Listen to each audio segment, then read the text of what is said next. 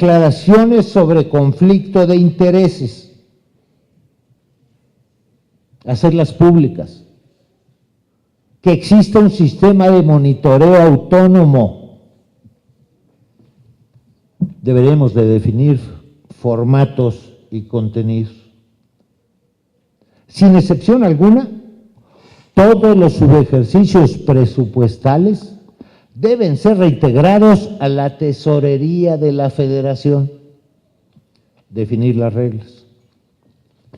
Actualizar la ley de coordinación fiscal y las reglas de operación de los fondos federales que se transfieren a estados y municipios. Esta ha sido una eterna lucha. Partidos políticos sujetos a fiscalización de la Auditoría Superior de la Federación. Modificar el artículo 2 de la Ley de Fiscalización y Rendición de Cuentas de la Federación para hacerlo posible. Les cuento una anécdota. En agosto de 2009, a unos meses de que yo terminara mi gestión, en la noche de los cuchillos largos, las fracciones parlamentarias de los partidos políticos en la Cámara de Diputados, en lo oscurito, cambiaron la ley de fiscalización, el artículo 2 de la ley de fiscalización, e incluyeron como único sujeto no obligado a los partidos políticos. Esto hay que corregirlo. El artículo 2 de la ley de fiscalización y de rendición de cuentas de la Federación. Lo dijimos muchas veces públicamente en todos los foros. Hasta ahora no ha habido ningún efecto. Aquí hay otro que creo que es una demanda ciudadana. Terminar con el fuero constitucional de todos los servidores públicos, sin excepción alguna. Deslindar la política de los negocios. Que la política sirva al interés general y los negocios que sirvan al dinero. El tráfico de influencias y el conflicto de intereses deben ser observados con todo rigor en la ley y regulados debidamente. Por último, los cargos de elección popular deben ser cumplidos hasta el final del mandato, salvo que existan causas graves para su término. Todos juraron cumplir y hacer cumplir la ley, la Constitución y la ley. Y creo que aquí estamos fallando. Evaluar este punto y obviamente normarlo. Si queremos cambiar a México, debemos empezar por cambiarnos a nosotros mismos. Ante el pobre crecimiento económico, los malos gobiernos, la inseguridad existente y la corrupción y la impunidad que nos ahogan, debemos adoptar actitudes y conductas que vigilen, denuncien, exhiban y exijan de los gobernantes el cumplimiento cabal del compromiso asumido con la sociedad. Como imperativo del cambio, tanto en el ámbito público como en el ámbito privado, tenemos que terminar con las componendas, las complicidades y las corruptelas de los actores, incluyendo gobernantes, servidores públicos, partidos políticos, legisladores, poderes y empresarios, personas físicas y morales, que no han sabido cumplir el enorme compromiso que tienen con la sociedad para responder al reto que asumieron y tienen de cara a la nación. Todos los actores deben ser congruentes con el compromiso social. Todos debemos entender que los mandantes somos los ciudadanos y que los servidores públicos son los mandatarios, responsables de cumplir y hacer cumplir el mandato recibido. La sociedad debe utilizar el enorme poder con que cuenta para hacer cumplir la responsabilidad de los gobernantes. Lo anterior requiere del concurso y el esfuerzo de todos, del compromiso común para lograr los fines, de saber conciliar la aptitud con la actitud para ser protagonistas en esta etapa de crisis que vivimos en el país y que demanda liderazgos comprometidos con los más altos valores de nuestra nacionalidad. Para terminar, recordemos a Abraham Lincoln, presidente de los Estados Unidos de América, asesinado en 1865. En uno de sus grandes discursos afirmaba: puedes engañar a todo el mundo algún tiempo, puedes engañar a algunos todo el tiempo, pero no puedes engañar a todo el mundo todo el tiempo. Por su atención, muchas gracias.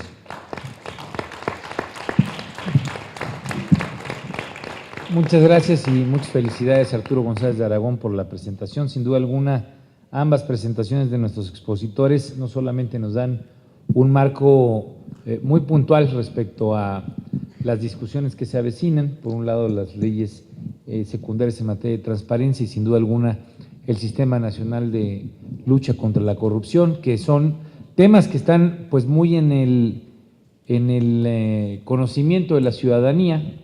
Los meses pasados después de Iguala y Ayotzinapa han, junto con la Casa Blanca y otros escándalos, pues han dejado un sabor de boca en la sociedad de una amplísima necesidad de avanzar en estos temas y contar pues con planteamientos puntuales, concretos, propuestas que pueden convertirse en planteamientos legislativos de parte de este grupo parlamentario, sin duda alguna enriquecen y serán de muchísima ayuda. Le preguntaría a los compañeros y a las compañeras senadores, a quienes están aquí presentes, si es que tienen interés en hacer alguna pregunta, algún comentario, pues se sirvan pedir la palabra y entonces la señora vicecoordinadora tiene la palabra para hacer uso de la voz. Muchas gracias, compañero senador.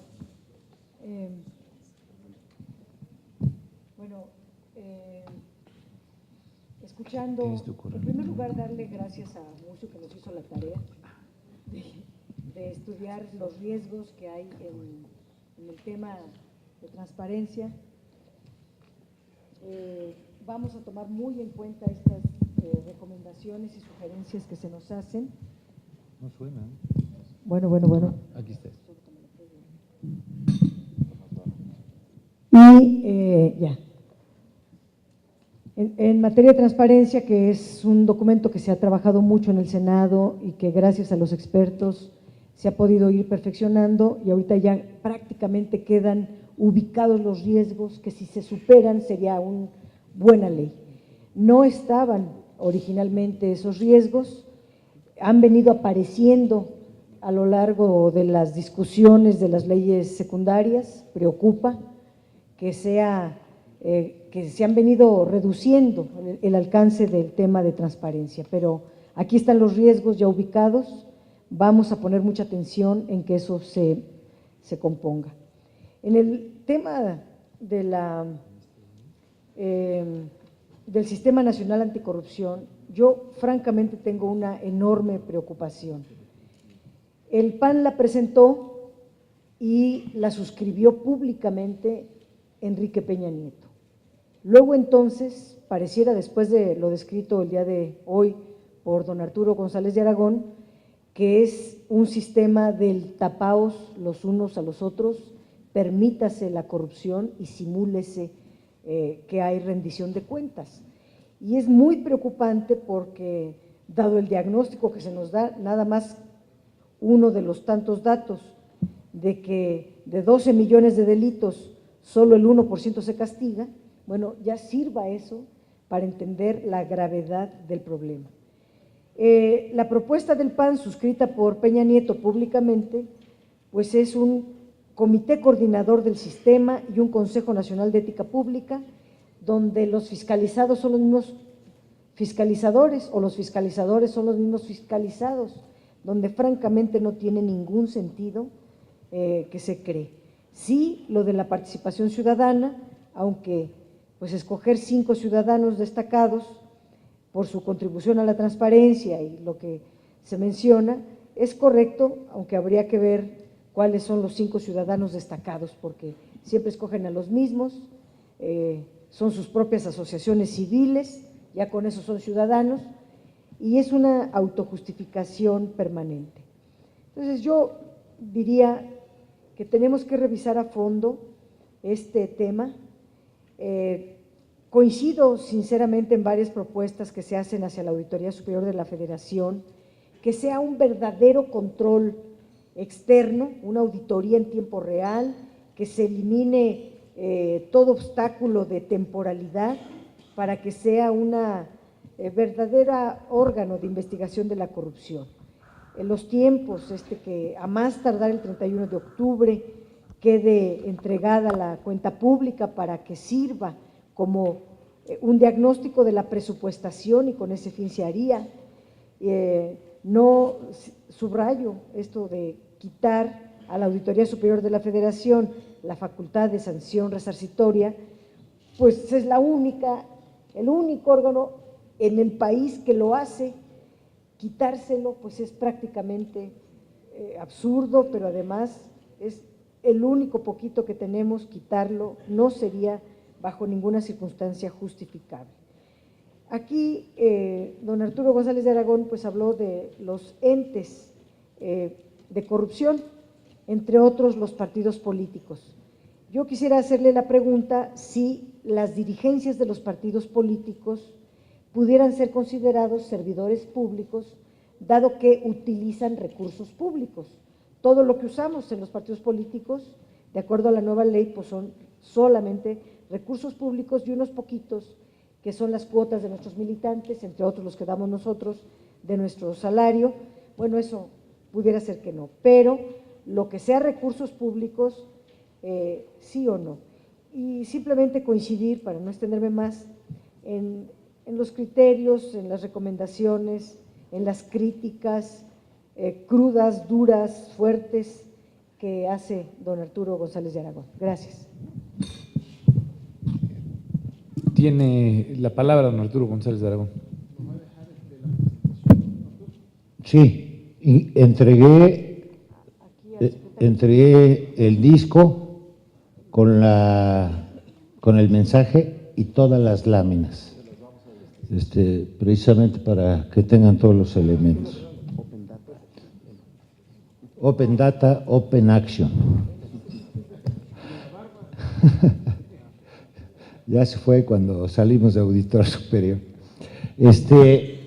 Contestar a la senadora Dolores Padierna. Recuerde cuando usted formaba parte de la Comisión de Vigilancia, que en ningún lado había esta definición, pero lo que la usábamos mucho, tanto en la Auditoría Superior como en la Comisión de Vigilancia. Y era la siguiente: cualquier peso público federal, se encuentre donde se encuentre, incluyendo particulares, puede ser fiscalizado por la Auditoría Superior de la Federación. Y ese es el principio universal. Entonces, alguna ocasión se armó alguna discusión con gente del antiguo IFE y de algunos representantes de los partidos en el IFE. Y decían y mencionaban que los partidos ya eran fiscalizados en el IFE. Y les decíamos que efectivamente tenían razón, ahí eran fiscalizados. Pero eran fiscalizados dentro de la ley electoral, el marco jurídico aplicable a las elecciones. Que la actuación de la Auditoría Superior de la Federación se daba dentro del marco aplicable de la ley, dentro de la Ley Federal de Presupuesto y Responsabilidad Hacendaria, del gasto público, y que en virtud de ello Por eso también tenían que ser fiscalizados por la Auditoría Superior de la Federación, como lo eran hasta antes de la noche de los cuchillos largos, como yo le llamé. De manera que creo que sería una de las mejores prácticas regresar a ello, porque tienen reglas diferentes.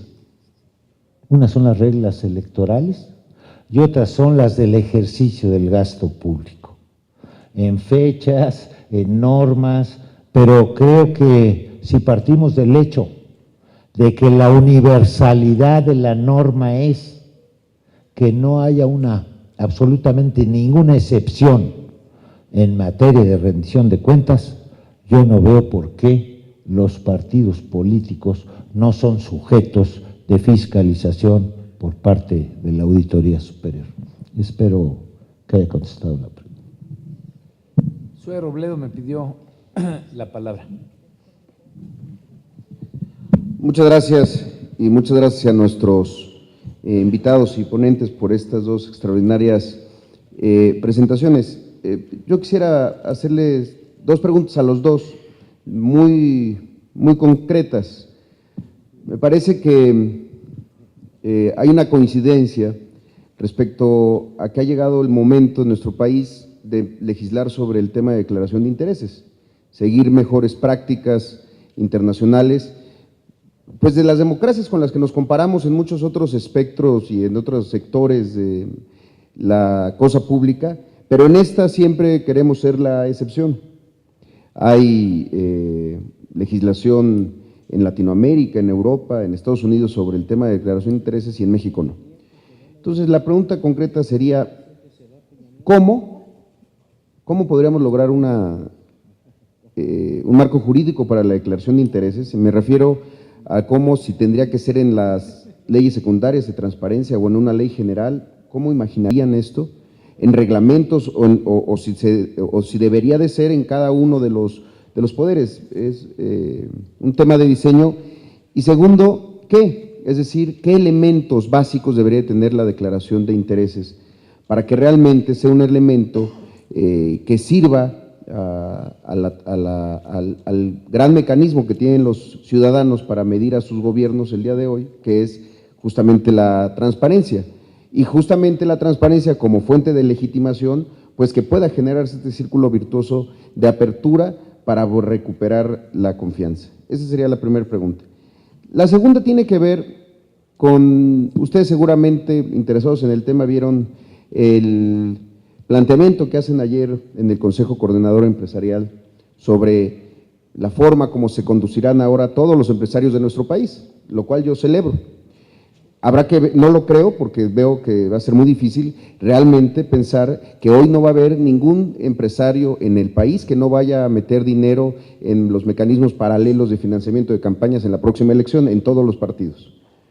En ese sentido, ¿cuál sería su opinión sobre el tema del compliance, la responsabilidad penal de las personas jurídicas?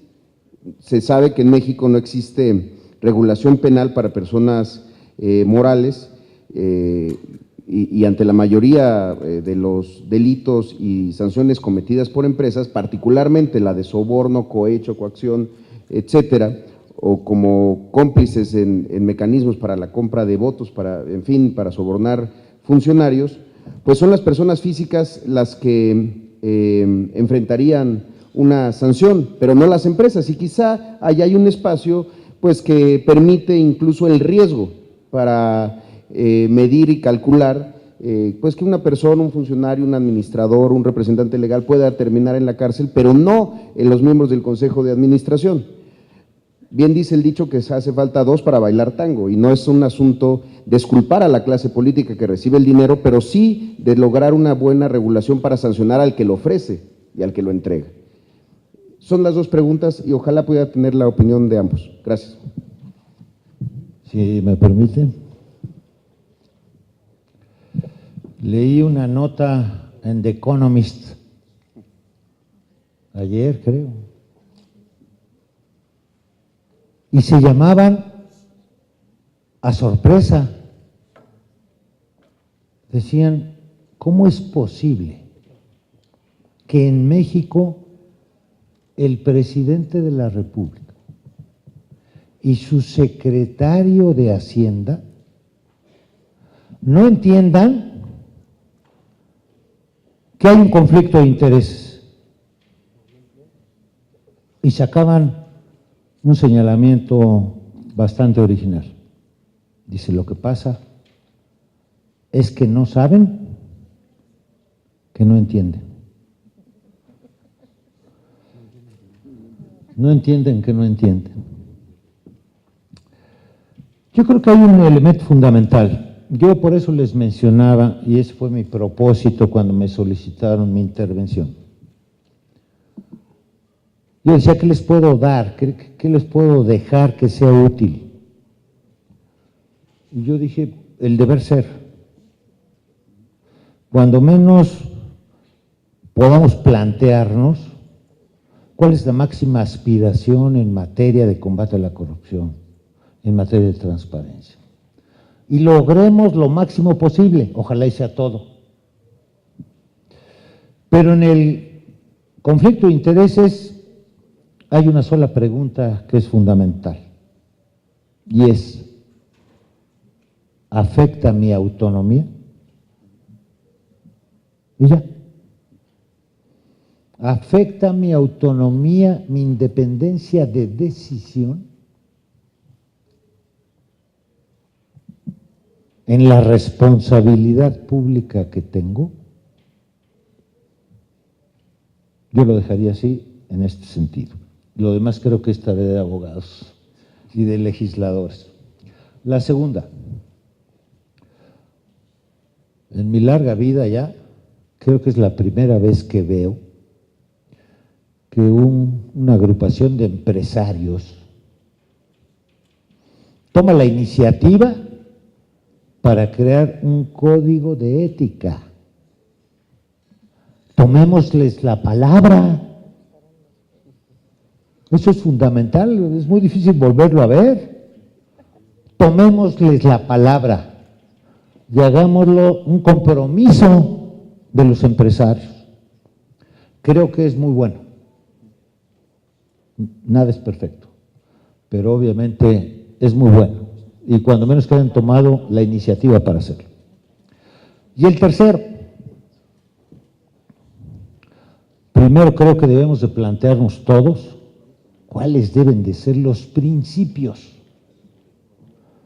cuáles deben de ser las políticas que deben satisfacer el deber ser para poder aspirar a terminar o cuando menos a minorar la enorme corrupción e impunidad que nos corroe en todos los últimos años. Esa sería mi respuesta. Gracias. Tiene la palabra Musi Rey. Muchas gracias. Dos cosas antes que sí quisiera resaltar de la exposición de don Arturo González de Aragón. El tema precisamente de la autonomía de las Contralorías Internas. Me parece un tema fundamental. Es decir, no es posible que después de un diseño que en el país se esté discutiendo todo un sistema nacional de anticorrupción y hoy las Contralorías Internas las ponga el titular. Es decir, es un sinsentido en realidad. Y son cosas muy sencillas, muy del día a día, pero ahí está. El tema me parece fundamental tener mecanismos de sanción económica resarcitoria. Si no tenemos mecanismos de sanción económica resarcitoria, el tema de la corrupción, el tema de la impunidad va a ser un asunto imposible de frenar. Es decir, les pongo un ejemplo que conozco bien en la ciudad. Llega una solicitud de información sobre procesos ya en estado, precisamente de daño patrimonial a la ciudad. Yo pensé que iban a ser una o dos cosas, cientos y cientos de millones de pesos de una cuestión. Nos metimos un poco al asunto y ¿qué sucede? Que tenemos un problema en términos de la sanción económica resarcitoria, porque se necesitan un trámite, tener el domicilio de la persona a quien se le va a sancionar, un domicilio con una caducidad de 2 meses, en los archivos no existe, ahí se acaba el sistema sancionatorio. Entonces, es por pequeñas cosas, no se puede hacer, y mientras no haya un mecanismo que finalmente dé una percepción a la sociedad clara de combate a la corrupción, la verdad es que no se avanza. Pensaba un poco en lo que decía la senadora Dolores Padierna sobre los partidos políticos. Están en la reforma, en la Ley General de Transparencia, todo el tema de los recursos públicos tienen que transparentarse, ¿no? Es cierto, yo pensaba en un principio antes de escuchar al doctor González de Aragón, que finalmente pues existe ya un mecanismo de fiscalización por parte precisamente del INE, pero es cierto, si nosotros reflexionamos un poco más, nos detenemos un poco más, en realidad lo que se fiscaliza son solamente periodos de campaña y no todo lo que tiene que ver con un asunto de gasto cotidiano en términos de los partidos, en donde hay recurso público involucrado. Y me parece que sí es necesario no generar regímenes de excepción y sí generar un mecanismo poderoso que finalmente permita un asunto de auditoría, porque es recurso público finalmente el que está en los partidos políticos y son una parte fundamental de nuestras instituciones democráticas. Quería hacer esas, porque sí me parecía relevante, ¿no? No hacer un pronunciamiento sobre eso. Ya se le acabó la pila a esto. Sí, ¿verdad? Se le acabó la pila. Y lo otro, lo que decía el senador Zoé Robledo, me parece muy interesante que hay, que no son temas sencillos, que sí es un tema muy complejo, sobre todo lo que tiene que ver con la declaración de conflicto de interés, porque finalmente es cierto lo que dice don Arturo González de León, el asunto de si afecta a la función pública o no en primera instancia, pero tiene que ver básicamente con una serie de mecanismos que permitan finalmente poner en el servicio público la dimensión ética. Es decir, el asunto de poder transparentar una serie de, que me queda claro que es parte de nuestra vida académica, económica, social, etcétera, pertenecer a una serie de cosas, pero si eso se contrapone a la función y al servicio público que se desempeña, es necesario no solamente hacerlo visible, sino además tomar una consecuencia con respecto a ello y de manera, digamos, ética, por ejemplo, separarse de ciertos consejos de administración que podrían estar involucrados en ciertos mecanismos financieros. Pero, digamos, hay una serie de estándares internacionales. En México me parece que poco se ha hablado sobre el asunto, pero creo que este mecanismo tiene que ir acompañado con lo que ya planteaba también don Arturo González, el asunto de que tiene que ver con declaraciones patrimoniales, ¿no? Claras, abiertas, estandarizadas, devolución patrimonial, con el asunto de declaraciones fiscales y, por supuesto, con este último mecanismo que nos permita finalmente conocer si hay una afectación o no a la función pública que se desarrolla y que tiene que ser, en primera instancia, un asunto que venga del ámbito privado de las personas, y ahí vamos a tener un problema fuerte en términos de los conflictos de interés, cómo finalmente plantearlo, pero es necesario precisamente iniciar un proceso visibilizando el asunto. Y la responsabilidad para las personas morales creo que es un tema también complicado, digamos, que tiene que ver con toda una discusión en términos de derecho, pero me parece que hay un factor fundamental en términos de las personas morales, que es el asunto de la reputación. Digamos, el tema de la reputación y la sanción precisamente a la reputación de estas personas morales, que no solamente se desvíe hacia, digamos, el representante legal o los operadores financieros, sino que tenga que ver con un asunto de reputación moral a estas instancias que finalmente pueden generar una serie de transgresiones a la ley, me parece fundamental. ¿Por qué? Porque eso implica que muchos de los derechos que transgreden a veces estas personas morales se puedan colocar, y ese asunto de reputación en un asunto de mercado evidentemente impactan en lo más importante de ellos, que son sus intereses económicos. Creo que, digamos, es necesario dimensionar esta parte.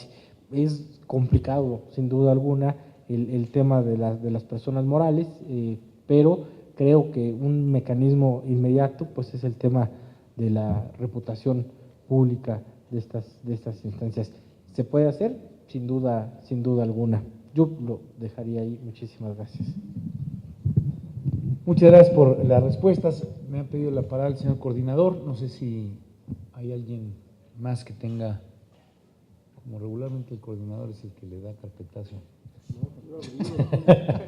Tiene la palabra, señor coordinador. Aquí está. Esa por si no sirve. No, aquí estoy ya.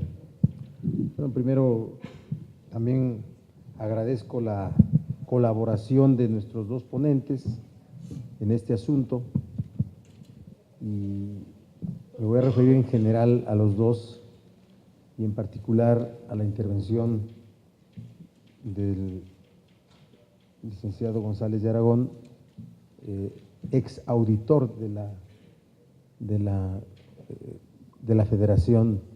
¿En qué periodo fue usted auditor? 2002-2009. 2002-2009. 8 años. 8 años. Y casi me colapso de la forma como plantea el tema de la corrupción en México. Tal parece que somos una república con una sociedad absolutamente corrupta. Es un asunto que de verdad mueve a la reflexión para poder entender este tema.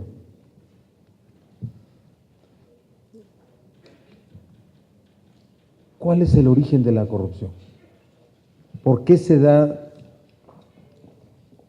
casos de corrupción o un comportamiento generalizado de corrupción en el servicio público o en el ejercicio del poder?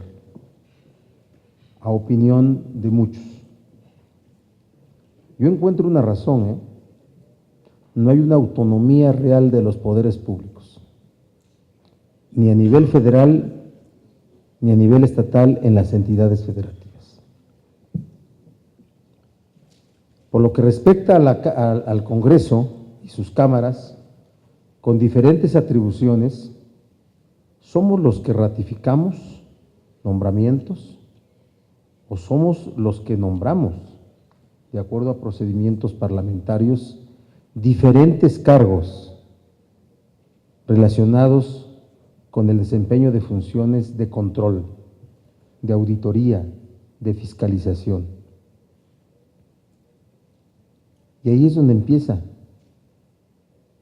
la complacencia, el acompañamiento de decisiones que deben ser revisadas, que deben ser limitadas, que deben ser sancionadas, y no se hace.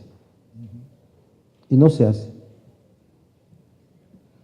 En el 2000 hubo una transición que, por el desempeño de quienes estuvieron a cargo del Estado mexicano, fracasó a los 12 años. Bueno, en el 2006, el primer gobierno panista fue parte de una defraudación electoral para no dejar acceder al poder a la fuerza política o al candidato de la fuerza política que ganó las elecciones. Pero esa fuerza política del 2000 dejó todo igual.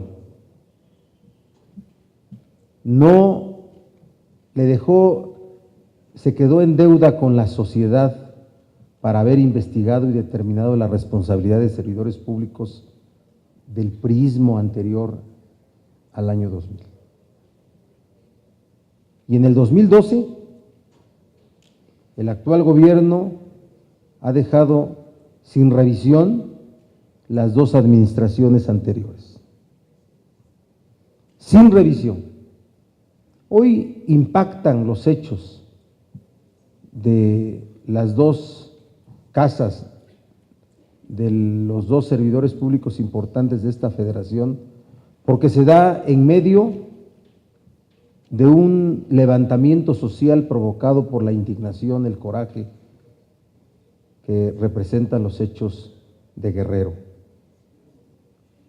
Porque está a la vista un gobierno que tiene una conducción sobre política económica muy desafortunada, porque hay una sociedad insatisfecha en extremo. Pero se investigó algo de la clase política de los dos gobiernos panistas, no se investigó. Y ellos hoy son denunciantes de los hechos de corrupción de esta administración. Y en el tiempo de Fox se investigaron los hechos de corrupción de los gobiernos anteriores, tampoco se dejó de investigar. Y quien tuvo que haber investigado eran órganos nombrados por poderes públicos que constitucionalmente son autónomos, pero no desempeñan esa autonomía, no la ejercen, no la ejercen. Nosotros ya nombramos al IFAI, y hay que calificar si el IFAI está desempeñando su función como órgano garante del acceso del derecho de acceso a la información pública gubernamental de manera plena. Ya nombramos otros órganos del Estado encargados de garantizar el cumplimiento de los derechos, el IFT, por ejemplo, derivado de la reforma constitucional y de leyes secundarias en materia de telecomunicaciones. Y hago esta reflexión para caer en el tema de los partidos políticos, en el tema de los partidos políticos. El dinero público que se entrega a la política va a ser censurado por la sociedad, cualquiera que sea el monto. Cualquiera que sea el monto. Pero muchos de nosotros que hemos estado en las estructuras de dirección de los partidos, sabemos que se monta una organización tan grande que ese dinero que se recibe no alcanza para hacer funcionar ese modelo organizativo. Los partidos políticos se han involucrado en otras acciones que son vinculadas a hechos de corrupción, vinculados a intereses locales, nacionales, para generar ambientes políticos, para generar presión política desde las cámaras, desde la relación y la negociación con el gobierno. Son recursos públicos y hay que auditarlos. Desde el 2002, en la primera ley de acceso a la información pública gubernamental, no se pudo incluir a los partidos políticos como sujetos obligados. En la reforma que hoy hicimos y que está parada en Cámara de Senadores, ya volvemos a los partidos políticos sujetos directamente obligados. Y no directamente, no a través del INE, sino obligados, pero está parada. Está parada desde hace más de un año en la Cámara de los Diputados. Hoy tenemos detenida por el gobierno la Ley General de Transparencia y la Ley Federal de Transparencia, un proyecto que se construyó con un equipo plural de los senadores. Pero todo lo que es recurso público va a ser objeto de sanción por la opinión, por el deterioro del ingreso de las familias mexicanas. Cualquier ingreso que obtenga un servidor público va a ser ofensivo para la sociedad. Cualquiera, cualquiera. Transformemos al Senado y vamos a ver si nos dejan. Es un órgano absolutamente